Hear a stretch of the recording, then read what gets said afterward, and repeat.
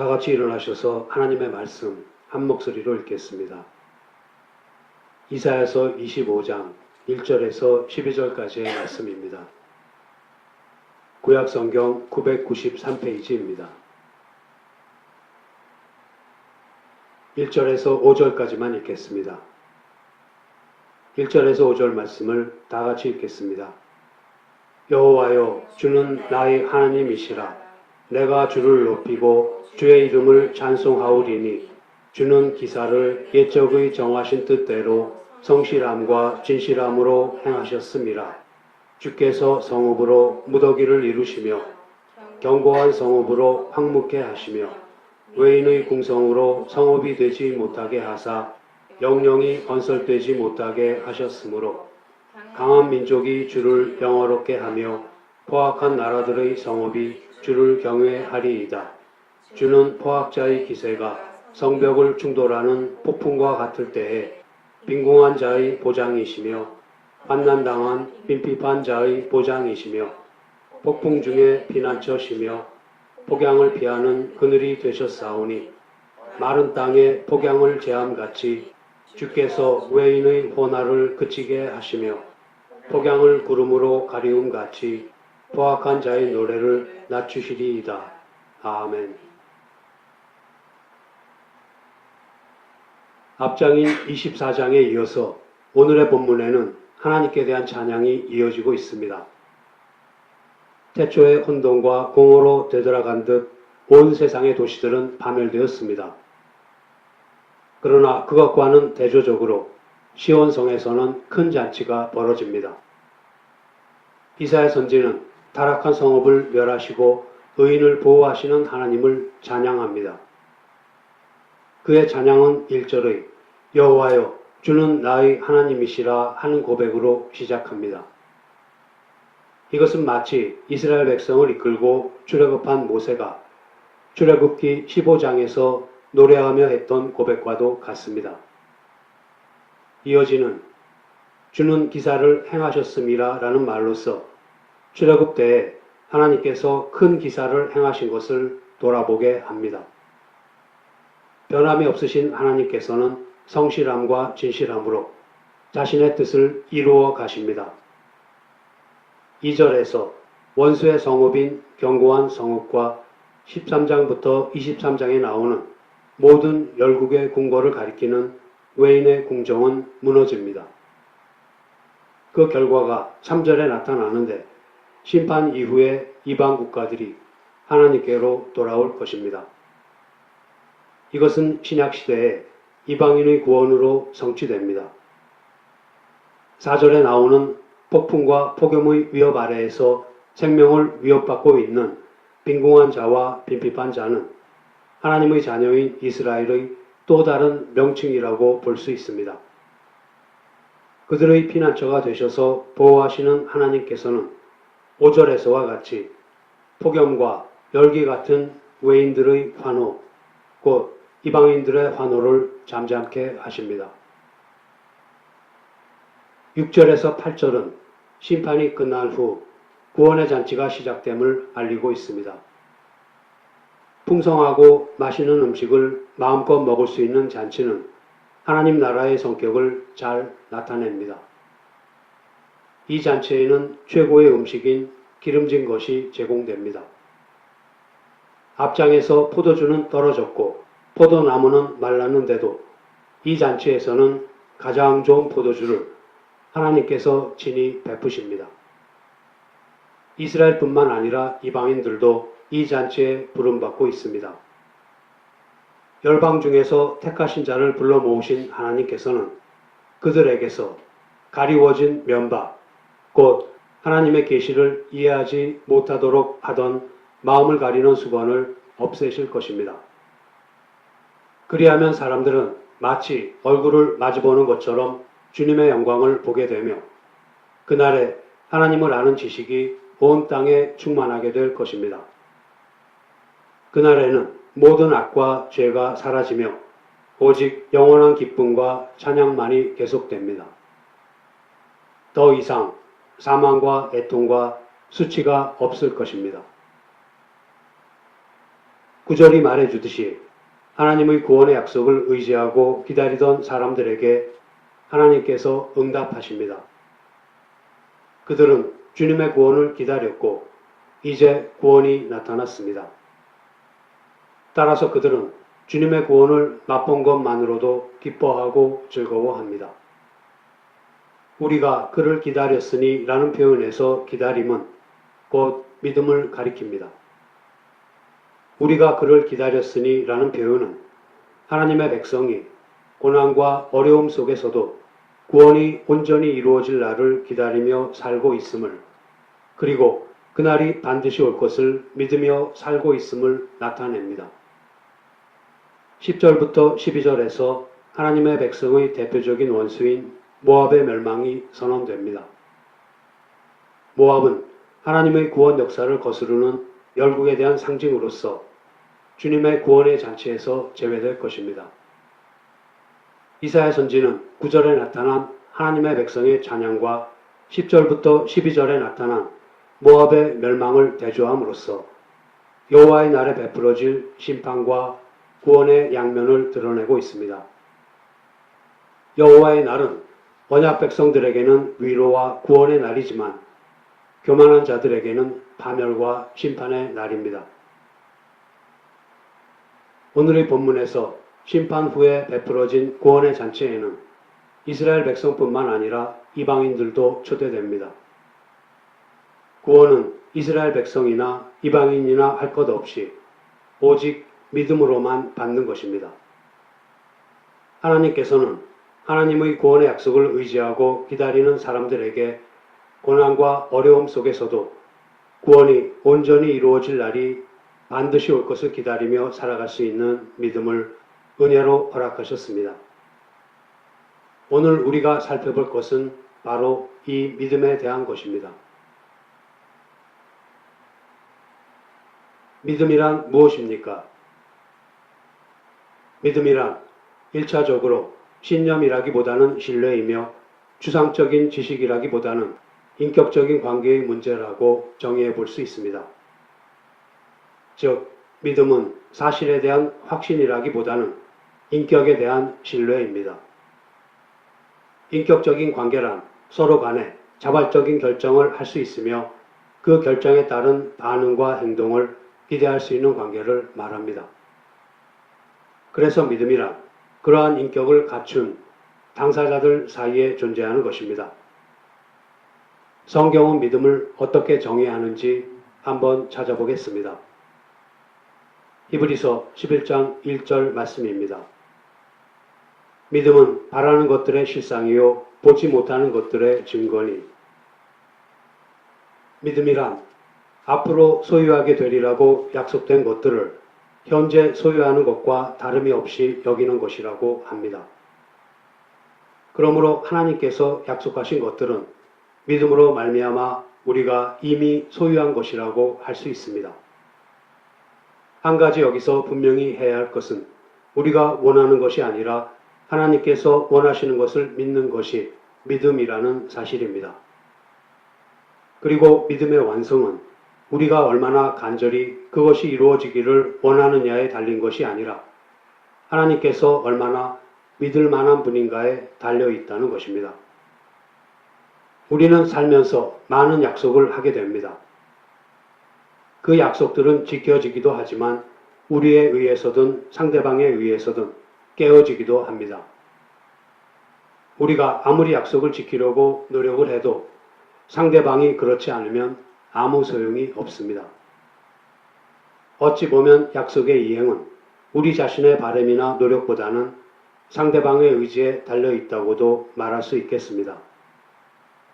누군가를 신뢰한다는 것은 그 사람이 스스로 한 말과 행동에 대해 반드시 책임을 진다는 것을 아는 것입니다. 그러한 신뢰로부터 서로의 관계는 시작되고 신뢰가 쌓여가면서 서로의 관계는 깊어집니다. 마찬가지로 우리의 믿음의 시작도 믿음이 성숙해지는 것도 하나님이 어떠한 분이신가를 아는 것에 달려 있습니다. 그러므로 하나님을 더 많이 알면 알수록 더 성숙한 믿음을 소유하게 되는 것입니다. 에베소서 1장 3절에서 6절 말씀입니다. 찬송하리로다.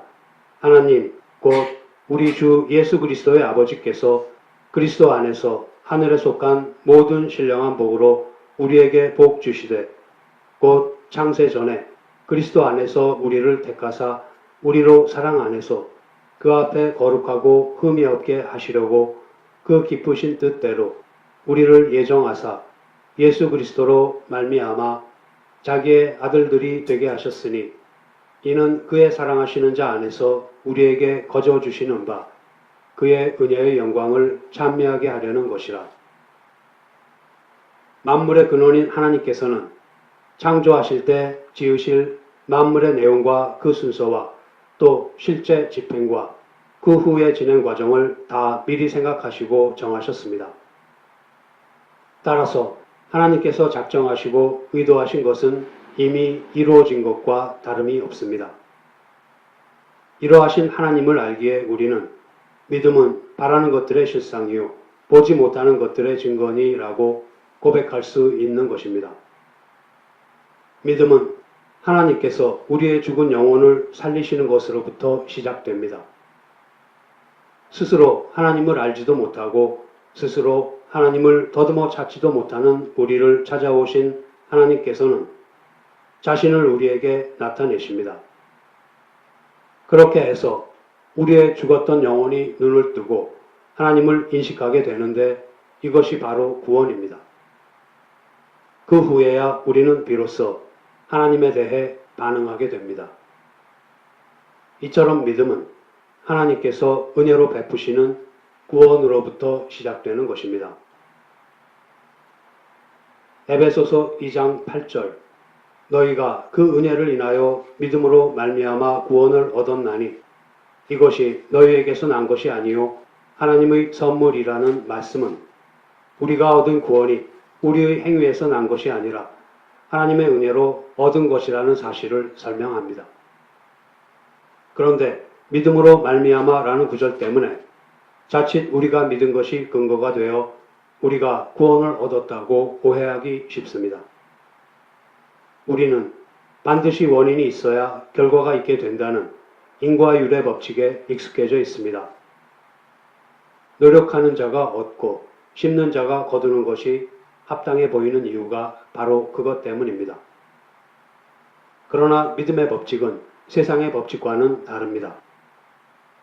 신자는 결코 자신의 것으로 심고 자신의 것으로 거두지 않습니다.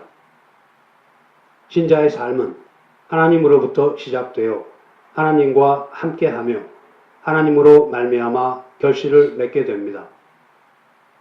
구원을 얻게 되는 믿음은 은혜요 선물입니다.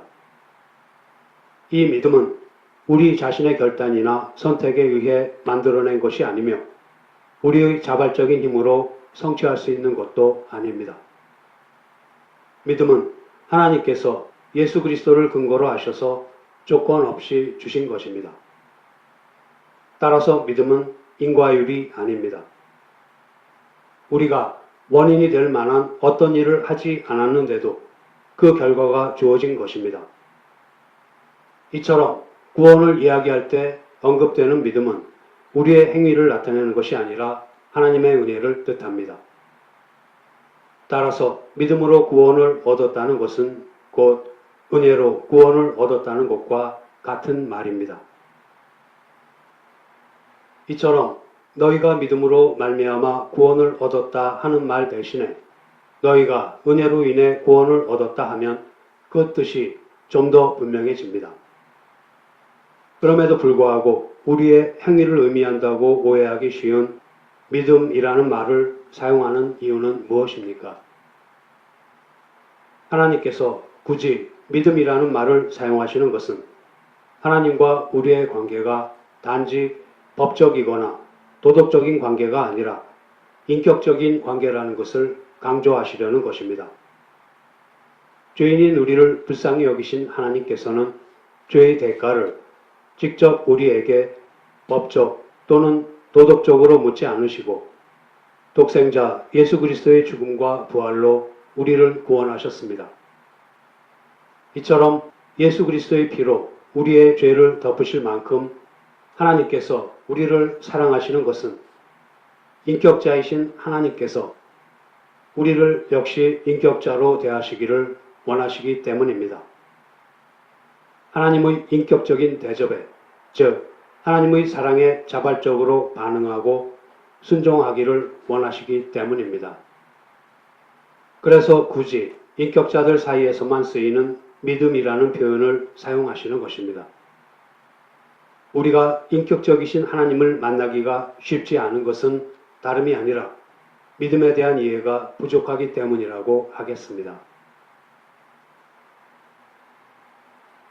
이처럼 믿음이란 1차적으로 인격적 존재와 인격적 존재 사이의 관계이지 열심에 관한 문제는 아닙니다. 기독교에 있어서의 믿음이란 그 신앙의 대상인 하나님에 대해 아는 것입니다. 그래서 믿음이 생겨나는 유일한 방법은 하나님께서 우리에게 자신을 알리시며 찾아오시는 것으로만 시작됩니다. 우리의 믿음은 하나님을 아는 만큼 성장하는데 여기서 안다는 것은 지식적인 정보를 갖고 있는 정도가 아니라 인격적 관계의 깊이를 말합니다. 좋고 강한 믿음은 하나님을 인격적이며 성품적인 면에서 아는 것이고 닮는 것입니다. 좋은 신앙이 어떤 특별한 초월적이거나 종교적인 형태로가 아니라 상식과 일상으로 나타나야 하는 이유가 바로 이것입니다. 그런데 우리는 흔히 신앙이 좋다고 하면 초월과 일상이라는 개념으로 경계선을 그어서 성스러운 것과 속된 것으로 나누고는 합니다. 일상에 속한 것은 다 속된 것이고 종교적인 형태와 명분을 가진 것만이 초월에 속한 것이고 신앙의 내용이라고 생각합니다. 이를테면 수도사가 세상을 등지고 외진 수도원으로 들어가는 것을 높은 신앙의 경지로 보는 것입니다. 그러나 원리와 내용 면에서가 아니라 그처럼 형태적인 면에서만 세상과 분리되려고 하는 것은 옳은 일이 아닙니다. 기도를 하고 성경을 읽는 것으로 신자된 표를 삼을 것이 아니라 온 천하 만물을 주장하시고 역사를 움직이시는 하나님의 자녀로서 의로우시고 선하신 하나님의 성품을 평범한 일상에서 발휘하는 것으로 신자된 표를 삼아야 하는 것입니다. 그런데 일상에서 신앙을 발휘하는 것과 윤리와 도덕을 잘 지키는 것이 어떻게 차이가 나는 것입니까? 우리의 주변에는 믿지 않는 사람이 믿는 사람보다 더 정직하고 착하게 사는 사람들이 얼마든지 있습니다. 그러나 세상 사람들이 갖는 윤리와 도덕은 그 기준이나 목표가 자기의에 있습니다. 자기 잘난 것의 기준으로 윤리와 도덕을 지킵니다. 그러나 우리 예수 믿는 사람들이 지키는 일상에서의 의로움과 선함은 윤리와 도덕의 차원에서가 아니고 우리를 지으신 하나님의 인격과 성품을 나타내는 것입니다. 믿지 않는 사람들이 정직하고 성실하고자 하는 그 배경에는 나는 너와 다르다라는 자기 증명과 자기 자랑이 있습니다. 그러나 믿는 사람들이 일상에서 의롭고 선하게 살고자 하는 것은 하나님의 영광을 위한 것입니다. 겉으로 보아서는 믿는 사람들과 믿지 않는 사람들 사이에 윤리와 도덕적인 면에서 다른 점이 없어 보이지만 궁극적으로는 의와 성과 같은 어떤 덕목을 행하는 동기와 목표에 있어서는 전혀 다른 것입니다. 그리고 믿는 사람들의 일상에서 하나님의 영광을 위해 의와 선을 행하는 것은 순종을 통해서 이루어집니다. 마태복음 15장 7절에서 14절 말씀입니다. 외식하는 자들아, 이사야가 너희에게 대하여 잘 예언하였도다. 일러스되 이 백성이 입술로는 나를 존경하되 마음은 내게서 멀도다. 사람의 계명으로 교훈을 삼아 가르치니 나를 헛되이 경배하는도다 하였느니라 하시고 무리를 불러 이르시되 듣고 깨달으라. 입에 들어가는 것이 사람을 더럽게 하는 것이 아니라 입에서 나오는 그것이 사람을 더럽게 하는 것이니라.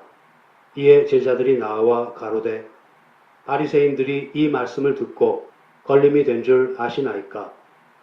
예수께서 대답하여 가라사대 심은 것마다 내 천부께서 심으시지 않은 것은 뽑힐 것이니 그냥 두어라.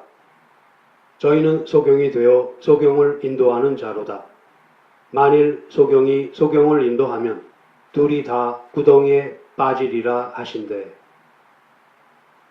이것은 예수님께서 율법을 잘못 이해하고 있는 바리새인들을 꾸짖으시며 하신 말씀입니다.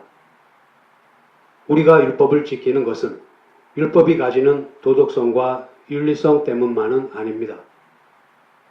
그것보다는 유일하신 하나님의 통치 아래 있는 존재로서의 우리의 위치를 확인하는 데에 그 중요성이 있습니다. 다시 말하면 율법을 지킴으로써 율법을 주신 하나님께서 모든 존재하는 것들의 유일한 주인이 되심을 인정하는 것입니다. 이처럼 하나님께서 우리를 두신 자리에서 벗어나지 않고 항상 그 자리를 지키고 있는 것을 순종이라고 합니다. 우리는 최종 권위자이신 하나님께로부터 필요한 것들을 순종함으로써 얻습니다. 하지만 이 순종이 굴종이 아니라는 것을 신명기 8장의 떡과 하나님의 말씀 사건에서 확인할 수 있습니다. 이스라엘 백성은 하나님께서 그들의 하나님이 되시고 그들에게 필요한 모든 것을 주시는 분이시라는 사실을 마음으로 믿지 않았습니다. 그리고는 그저 먹을 것을 달라고만 외쳤습니다. 하나님께서는 40년 광야 생활을 통해 사람은 떡으로만 살지 않고 하나님의 입으로 나오는 말씀으로 살아간다는 것을 깨닫게 하십니다. 다시 말하면 사람은 물질적인 필요만 하나님께 의존하는 것이 아니라 정신과 영혼에 속한 모든 것, 즉 의와 진리와 생명에 관한 모든 것을 하나님께 의존하고 있음을 깨닫게 하신 것입니다.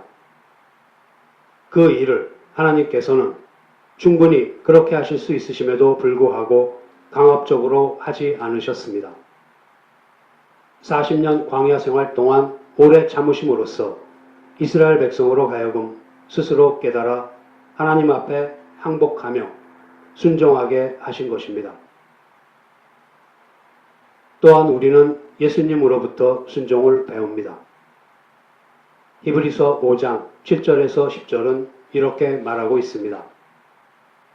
그는 육체에 계실 때에 자기를 죽음에서 능히 구원하실 이에게 심한 통곡과 눈물로 간구와 소원을 올렸고 그의 경외하심을 인하여 들으심을 얻었느니라.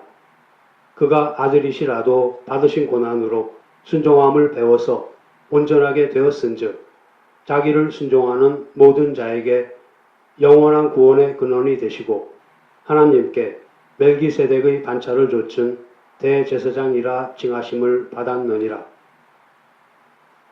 예수님께서 육체에 계실 때에, 즉 이 땅에 계실 때에 받으신 고난으로 순종함을 배워 온전하게 되었다고 합니다. 이 말씀은 예수님께서 무슨 부족한 것이 있으셔서 순종함을 통해 온전하게 되셨다는 뜻이 아닙니다. 예수님은 성자 하나님이시고 성부 하나님과 동등한 권세와 영광을 가지신 분이십니다. 그러나 우리를 구원하기 위해 인간의 육신을 입고 이 땅에 오셨습니다. 예수님께서는 이 땅에 오셔서 자신이 메시아이신 것과 하나님께서 예수 그리스도를 보내사 우리를 구원하시려고 한다는 것을 확인시키시는 표적으로 많은 기적을 행하셨습니다. 그러나 예수님 자신의 현실과 환경을 개선해서 자기 자신이 편안하게 되시려는 일을 위해서는 단 한 번의 기적도 행하지 않으셨습니다. 그 대신 예수님께서는 필요한 것을 언제나 하나님께 구하셨으며 그 어떤 일도 성부 하나님의 뜻을 떠나서 혼자만의 뜻대로 하지 않으셨습니다. 또 예수님께서는 심한 고통과 눈물로 하나님 앞에 호소하신 적이 있습니다. 기도를 하는 것은 제3자에게 도움을 구하는 것입니다. 예수님께서는 성자 하나님이시지만 오직 하나님께 의존하여 자기의 사명과 생애를 마치셨고 십자가의 마지막 말씀대로 다 이루셨습니다. 그래서 순종을 배워서 온전하게 되었다는 것은 하나님을 의존하고 사는 자의 온전함을 증거하는 것입니다. 우리가 하나님 앞에 순종하는 존재로 있다는 것은 우리의 모든 필요가 하나님께만 있다는 것을 알며 하나님께로부터만 그것을 공급받을 수 있다는 것을 아는 것입니다. 하나님께서 우리에게 복 주시기를 기뻐하시는 것은 그 아들을 아끼지 아니하시고 우리를 위해 주실 만큼 사랑하시는 우리의 아버지이시기 때문입니다. 성경이 우리에게 순종하는 믿음을 요구하는 것은 그것이 우리의 복이기 때문입니다. 기독교의 특징은 초월이 아닌 계시에 있습니다. 하나님께서는 자신을 우리에게 나타내시며 설명하시며 인격적으로 찾아오십니다. 하나님께서는 우리를 기다려주시고 설득하시고 우리에게 이해할 기회와 시간을 주십니다. 성경이 초월에 대해 말하는 경우는 언제나 하나님만이 유일한 창조주이시며 통치자이시며 심판자이시라는 것을 확인하고 강조할 필요가 있을 때입니다. 그러나 성경 그 어디에서도 우리의 믿음에 대해 이야기하면서 초월적인 형태로 그것을 설명하지 않습니다. 초월을 잘못 이해하면 우리는 일상적인 모든 것들, 말하자면 일반 은총의 영역들에 대해 무시하게 됩니다. 우리는 마태복음 5장에 나오는 하나님께서는 불의한 자와 의로운 자의 구별 없이 선인과 악인의 구별 없이 해를 주시며 비를 주시는 분이시라는 말씀을 늘 기억해야 합니다. 이 말씀은 하나님의 일반 은총에 대한 설명으로서 초월의 영역에서만 하나님이실 뿐만 아니라 자연과 믿지 않는 사람들에게도 하나님은 하나님이시며 믿지 않는 사람들에게도 필요한 은혜를 베푸시는 분이시라는 것입니다. 초월주의가 우리의 신앙을 하나의 극단으로 몰아가는 것을 우리는 매우 경계해야 합니다. 초월주의가 우리의 믿음을 일상생활로부터 자꾸만 멀어지게 하는 것은 가장 큰 신앙의 잘못 중에 하나입니다. 이렇게 하면 자연이라는 일반 세상은 하나님의 통치 영역이 아닌 곳이 되어버립니다. 지옥은 누가 다스리십니까? 거기도 하나님께서 다스리시는 곳입니다. 사단이 하나님의 뜻을 거스르고 있다고 해서 하나님의 통치와 그 힘에 대등한 힘을 갖고 대적할 수 있는 것은 아닙니다. 우리는 마치 지옥의 왕은 사단이고 천국의 왕은 하나님이신 것 같이 선과 악을 대등하게 충돌시키고 있는데 그렇지 않습니다. 그래서 세상에 관한 문제를 이해할 때도 세상은 꼭 도망가야 할 곳은 아닙니다. 성경이 세상에 대해서 경계하는 것은 세상의 원리, 그 죄악된 흐름을 따르지 말라는 것이지 세상을 등지거나 도망가라고 가르치지 않습니다. 초월이 강조될 때에 가장 경계해야 하는 것은 초월이 강조되면 은혜가 강조되고 초월과 은혜가 강조되면 우리의 책임이 설 자리가 없어진다는 사실입니다. 우리가 해야 되는 책임 있는 어떤 과정이나 훈련 등이 설 자리를 잃게 됩니다. 그 결과 안타깝게도 하나님의 뜻에 우리가 기꺼이 순종하고 하나님의 뜻을 따라 섬기는 일에 스스로를 훈련시키는 소중한 기회를 잃고 마는 것입니다. 그런데 우리는 초월주의와 아울러 자연주의 또한 경계해야 합니다. 자연주의는 곧 인본주의를 가리키며 하나님 없이도 일반적인 과학이나 이성, 자연 법칙에 의해서 인간에게 필요한 모든 것을 얻을 수 있다고 생각하는 것입니다. 자연주의는 하나님의 초월적인 권위를 인정하지 않는 것입니다. 인본주의의 가장 큰 잘못은 하나님의 초월적 권위를 인정하지 않음으로써 인간의 능력을 절대시하고 인간 자신이 필요로 하는 것을 자급자족할 수 있다고 믿는 것입니다. 이처럼 다른 종교들은 인간 안에 내재되어 있는 신적 요소들을 개발하는 것을 목적으로 하고 있습니다. 그래서 근본적으로 기독교를 제외한 다른 종교들은 범신론입니다. 인간 자신의 힘을 개발하는 것을 목적으로 하고 있습니다.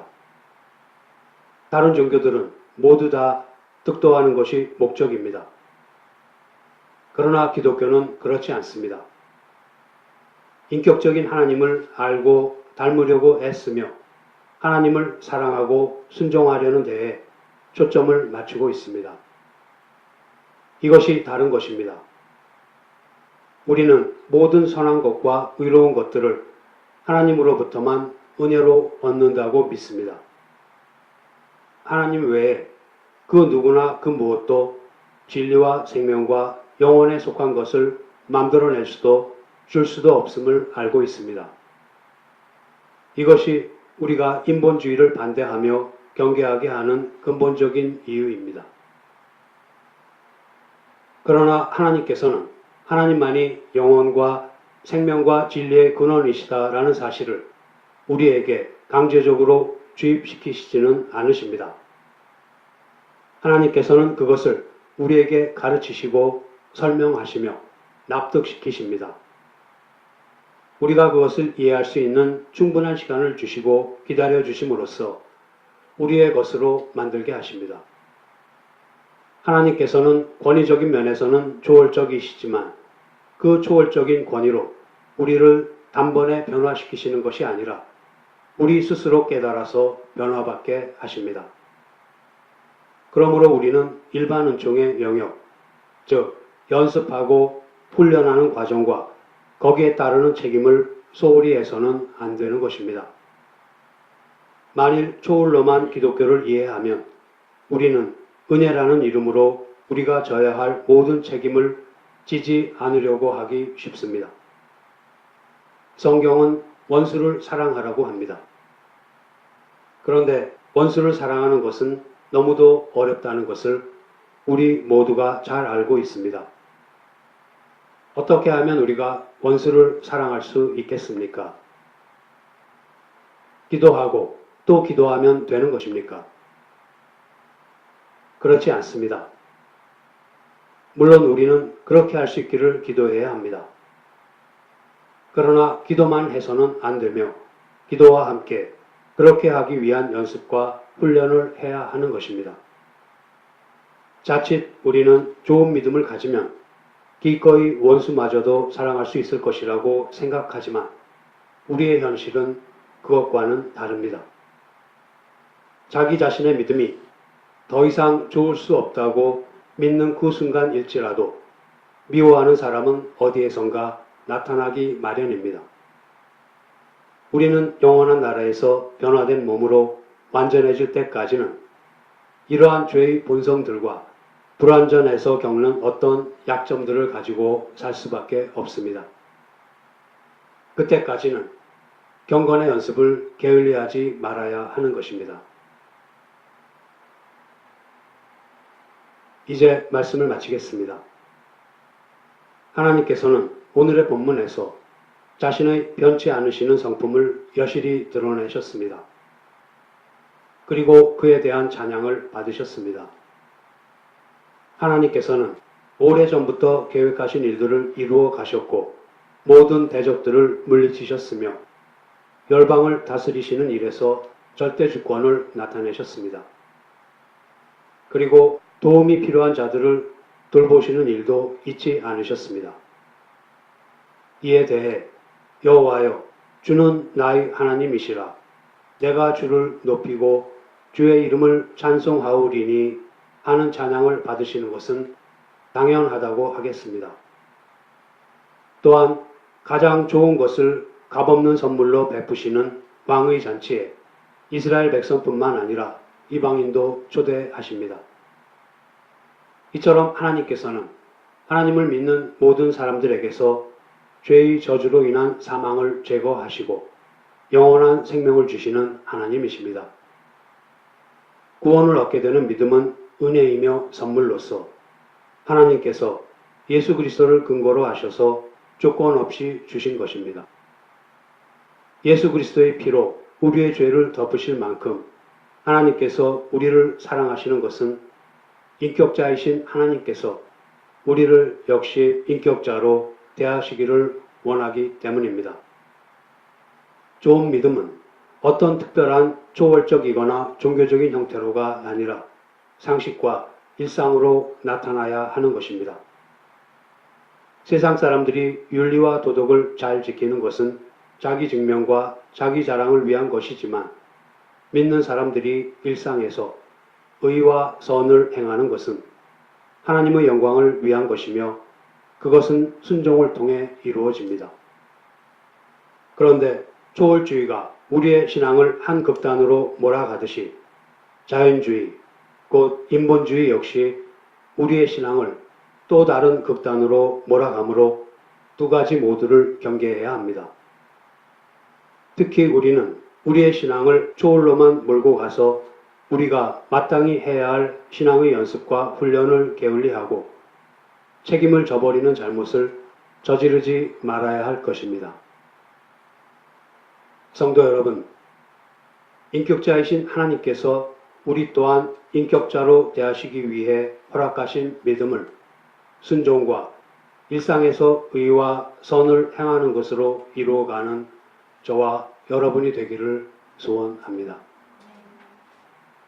기도하시겠습니다. 하나님 아버지, 믿음은 저희들 자신의 결단이나 선택이나 힘에 의해 만들어내거나 성취할 수 있는 것이 아니며 하나님께서 예수 그리스도를 근거로 하셔서 조건 없이 주신 은혜이며 선물임을 확실히 깨닫게 하여 주심을 감사드립니다. 신자는 결코 자기의 것으로 심고 자기의 것으로 거두지 않는다고 하셨습니다. 이에 저희들의 삶은 하나님으로부터 시작되고 하나님과 함께하며 하나님으로 말미암아 결실을 맺게 된다는 것을 고백합니다. 저희들을 찾아오셔서 주님을 나타내시고 또 그 크신 사랑으로 말미암아 항복하게 하셨으니 더욱 주님을 아는 일에 힘쓰며 보다 더 경건의 연습에 마음을 다하는 저희들이 되게 하여 주시옵소서. 그리하여 주님께 순종하며 일상에서 성숙한 믿음의 반응과 책임을 다하는 저희들이 되게 하여 주시옵소서. 우리 주 예수 그리스도의 이름으로 기도드립니다. 아멘.